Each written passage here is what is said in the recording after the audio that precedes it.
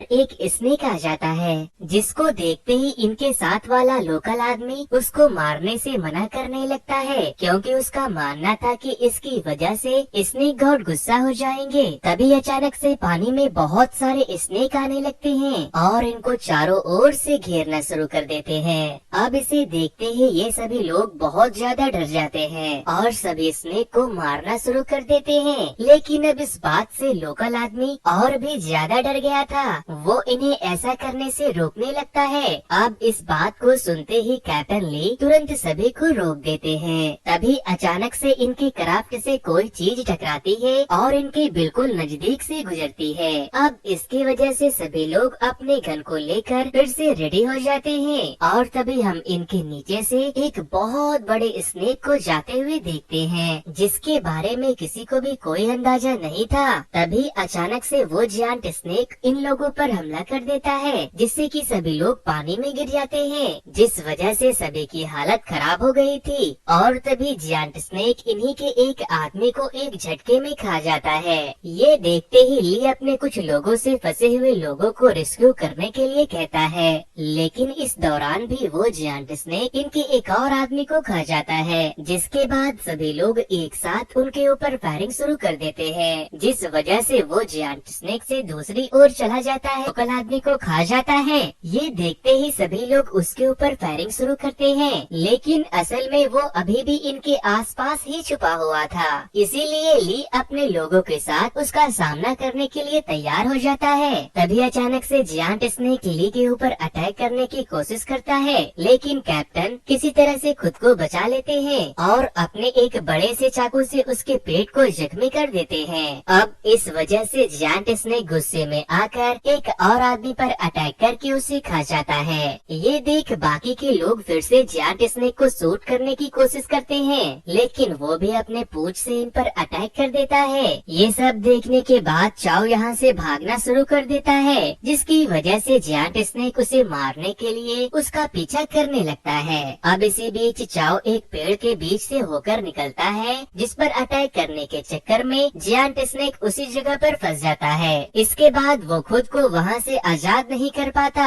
और ये देख ली वहाँ पर ग्रेनाइट फेंकने की कोशिश करता है, लेकिन इसी वक्त जायंट स्नेक इस पर अटैक कर देता है, जबकि ग्रेनाइट के ब्लास्ट होने से चाओ बुरी तरह से जख्मी हो जाता है। अब उसे देख उसका साथी मदद करने आता है, लेकिन इसी वक्त जायंट स्नेक इसके भी सामने आ जाता है। अब हम जायंट स्नेक चाओ को भी मारने वाला था, लेकिन उसी वक्त वहाँ पर एक छोटी लड़की आई थी, जिसकी बांसुरी बजाते ही जायंट स्नेक वहाँ से चला गया। फिर उसके बाद लड़की चाओ को अपने साथ लेकर गई थी, जहाँ पर उसने खुद देखा था कि जायंट स्नेक इंसान के साथ बड़े आराम से रहता है। उसके बाद उस लड़की के फादर बेजैन ने चाओ को एक नोटबुक और बिल दिया था, जिसकी मदद से वो मिस्टीरियस आइलैंड से बाहर आ पाए। चाओ ये दोनों चीजें टोंग को दे देता है, जिसके बाद वो अपने कुछ लोगों के साथ मिस्टीरियस आइलैंड को खोजने निकल जाती है, क्योंकि वो साबित करना चाहती थी कि स्नेक भी इंसानों के साथ रह सकते हैं। अब ये लोग ऐसे ही आगे बढ़ते जाते हैं, जिसके दौरान जायंट स्नेक बिल्कुल इनके नीचे से होकर गुजरता है। इसके बाद फोटोग्राफर जियांग लियोन और सीओ के फोटो ले रहा होता है। तभी अचानक से कोई चीज इनकी बोट से टकराती है, लेकिन ये लोग इस बात पर ज्यादा ध्यान नहीं देते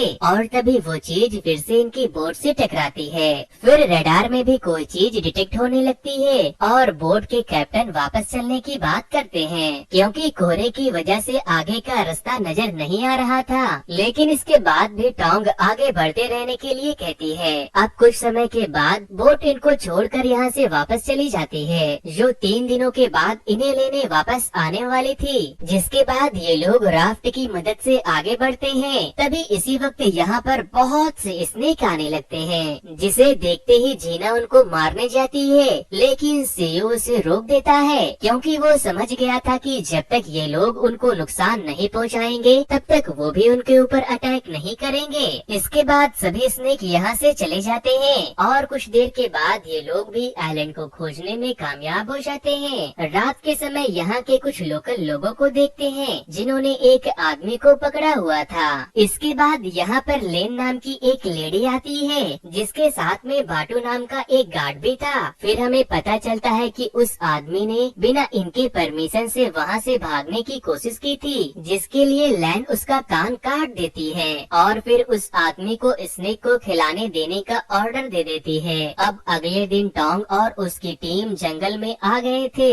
लेकिन यहाँ पर नेटवर्क नहीं आ रहा था। लेकिन इसी वक्त हम एक मिस्टीरियस आदमी को देखते हैं जो कि इन पर नजर बनाए हुए था। अब काफी देर चलने के बाद इनको एक झोपड़ी नजर आती है और ये सभी लोग तुरंत वहाँ पर आ जाते हैं। तभी लैन इनके सामने आती है और इनसे यहाँ पर आने की वजह पूछती है। इसके बाद हम इसकी सिस्टर सासा को भी देखते हैं। अब टोंग लैन से बताती है कि हम ग्लोबल ज्योग्राफी मैगजीन के लिए काम करते हैं और हमने सुना है कि यहाँ पर कुछ रेयर पैथॉन्स है। ये सुनकर सासा कहती है कि यहाँ पर कोई भी रेयर पैथॉन नहीं है, इसीलिए तुम जितना जल्दी हो सके यहाँ से वापस जा सकते हो। तब सीयू से बताता है कि हमारी बोट 3 दिन में वापस आएगी, इसीलिए हम इतने समय के लिए यहाँ रुकना चाहते हैं। जिसके बाद लैन इनको यहाँ रहने की परमिशन दे देती है, लेकिन बाटो का एटीट्यूड बहुत अजीब लग रहा था। अब रात में सभी लोग एक साथ बैठे होते हैं, जहाँ पर लैन और सासा इनके लिए खाना लाती है। तभी टोंग लैन को अपने पास वाला बिल्स दिखाती है और उसके बारे में पूछने की कोशिश करती है, लेकिन इसको देखते ही लैन उदास हो जाती है और यहाँ से चली जाती है। अब इस बात से सभी लोग हैरान होते हैं और टोंग सासा से पूछती है क्या यहाँ पर बैजान नाम का कोई आदमी रहता है, लेकिन सासा इस बात का कोई भी जवाब नहीं देती और फिर इनको केयरफुल रहने के लिए बोलकर चली जाती। भी अचानक से जायंट स्नेक भी यहाँ पर आ जाता है, जिसे देखते ही सबकी हालत खराब हो जाती है और एक आदमी कहने लगता है कि उसने लोगों को खाने के लिए इसे आजाद कर दिया। इसके बाद जायंट स्नेक मिस्टीरियस आदमी पर अटैक कर देता है। अब इसे देख बाकी लोग बहुत ज्यादा डर गए थे और जायंट स्नेक इनको पूरी तरह से घेर लेता है। लेकिन इसी वक्त मिस्टीरियस आदमी को गन और ग्रेनाइट मिल जाता है, जिसके बाद वो गन की मदद से जायंट स्नेक का अटेंशन अपनी ओर खींचता है और जायंट स्नेक उसका पीछा करने लगता है। अब इसकी वजह से टोंग और उसके साथियों की जान बचाई जाती है। वहीं दूसरी ओर जायंट स्नेक मिस्टीरियस आदमी का लगातार पीछा कर रहा था,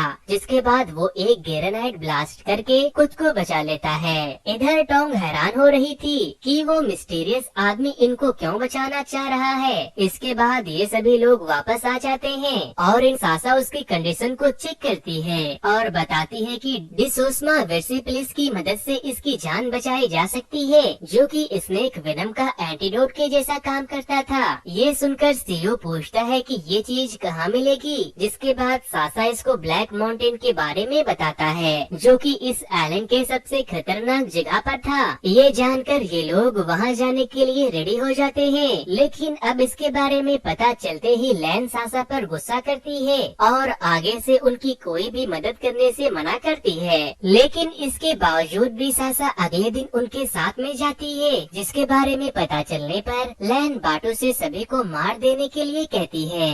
वहीं दूसरी ओर ब्लैक माउंटेन की गुफा को देखते हैं, जहाँ से एक दूसरा जायंट स्नेक बाहर आता है। इसके कुछ देर बाद सासा सभी के साथ में यहाँ पर आ जाती है। तभी टोंग उससे पूछने लगती है कि तुम हमारे साथ यहाँ पर क्यों आई हो, जबकि यहाँ पर इतना बड़ा खतरा है। तब सासा उसे बताने लगती है कि मेरे फादर एक दयालु आदमी थे, जो एक दिन अपने साथ एक बड़ा सा अंडा लेकर आए, जिसके बाद से मैं और मेरी सिस्टर उसका ख्याल रखने लगे। फिर आखिरकार एक दिन स्नेक अंडे से बाहर आया और तभी से वो हमारे साथ में रहता था। लेकिन कुछ टाइम बाद यहाँ के लोकल लोग मेरे फादर को अपना दुश्मन समझने लगे और उन्होंने उनको मार दिया, जिसकी वजह से लैन बाहर की किसी भी इंसान को पसंद नहीं करती। इसके बाद सासा इनको बता देती है कि मेरी सिस्टर तुम सभी को मार देना चाहती है, लेकिन इस वक्त इनके पास में ज्यादा टाइम नहीं था, इसीलिए सभी लोग रस्सी की मदद से नीचे जाने लगते हैं, जबकि लियोन ऊपर पहरा देने लगता है। लेकिन तभी बाटू इसको बेहोश कर देता है, क्योंकि वो रस्सी को काटना चाहता था। वहीं नीचे उनको जरूरत की हर्ब्स मिल जाती है, जिसके बाद वो लोग उसे लेने की कोशिश करने लगते हैं। तभी हम देखते हैं कि बाटू इनके रस्सी को काट रहा होता है, लेकिन इसी वक्त मिस्टीरियस आदमी यहाँ पर आ जाता है, जिसे देख बाटू तुरंत यहाँ से भाग जाता है। इसके बाद सीयू हर्ब लेने में कामयाब हो जाता है, लेकिन रस्सी टूटने की वजह से वो नीचे गिर जाता है। ये देख बाकी लोग भी तुरंत नीचे आते हैं, लेकिन सीयू को ज्यादा चोट नहीं आई थी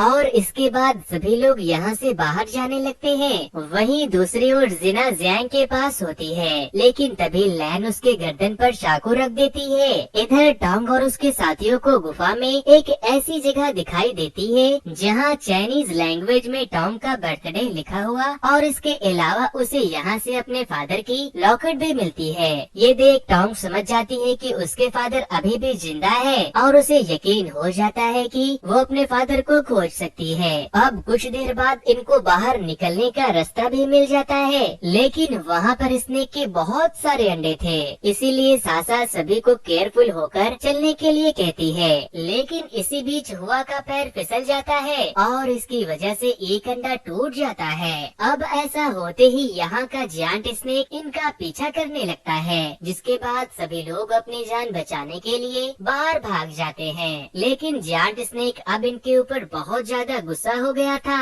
और इनको मारने के लिए इनका लगातार पीछा करने लगता है। लेकिन कुछ देर भागने के बाद ही टोंग के सामने गहरी खाई आ जाती है, जिसके बाद जायंट स्नेक उसे और सासा को घेर लेता है। ये देख सिउ जायंट स्नेक का अटेंशन अपनी ओर खींचता है और उसे अपने पीछे ले जाता है, लेकिन वो जायंट स्नेक से ज्यादा देर तक नहीं बच पाता और जायंट स्नेक एक जगह पर उसे घेर लेता है। सिउ यहाँ से भागता है, जहाँ पर बाकी लोग भी उसे मिल जाते हैं, लेकिन इसी वक्त जायंट स्नेक भी यहाँ पर आ जाता है और सभी लोग उसके सामने फंस जाते हैं। अब इनको लगता है कि ये सभी लोग मर जाएंगे, लेकिन इसी वक्त मिस्टीरियस आदमी स्नेक के ऊपर आ जाता है और वो स्नेक उसे कुछ भी नहीं करता। लेकिन अब आदमी टोंग को देख इमोशनल हो गया था। ये देख टोंग भी उसके पास में आती है। फिर आदमी उसे अपने पास वाला एक लॉकेट दिखाता है और उसी के जैसे लॉकेट टोंग के पास भी था।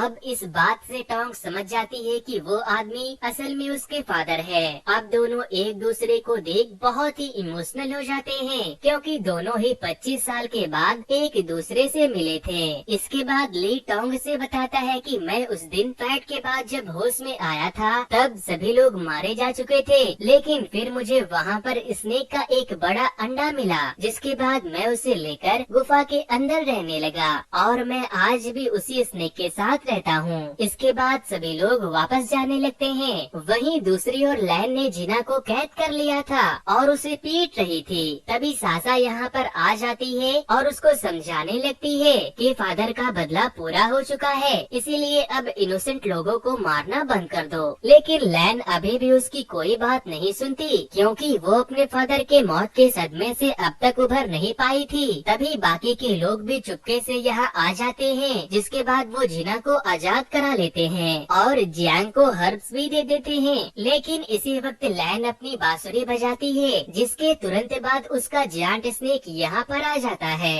अब इस बात से टोंग समझ जाती है कि लैन ही उसे कंट्रोल कर रही थी। इसके बाद जायंट स्नेक इन पर अटैक करने के लिए रेडी हो जाता है, लेकिन इसी वक्त ली भी अपने स्नेक को बुला लेता है, जो लैन के स्नेक के साथ फाइट करने लगता है। ये देख टोंग लैन को बिल्स दिखाती है और कहती है कि 25 साल पहले तुम ऐसी बिल्कुल भी नहीं थी। लेकिन लैन अभी भी किसी की नहीं सुनती और बाटू से उनको मार देने के लिए कहती है। ये देख ली टोंग को यहाँ से जाने के लिए कहता है, जबकि वो खुद बाटू को रोकने लगता है। इधर दोनों स्नेक की फाइट में लैन का स्नेक ताकतवर नजर आ रहा था और वो ली के स्नेक की गर्दन को पकड़ लेता है। वहीं अब ली बाटू को चाकू से जख्मी कर देता है, लेकिन इसके दौरान बाटू भी उसे जख्मी कर देता है। वहीं अब टोंग को अपने फादर की चिंता होने लगती है, इसीलिए वो तुरंत ही वापस जाने लगती है। फिर हम देखते हैं कि ली और बाटू ने एक दूसरे को बुरी तरह जख्मी कर दिया है, जबकि जिना ने भी लैन को जख्मी कर दिया था।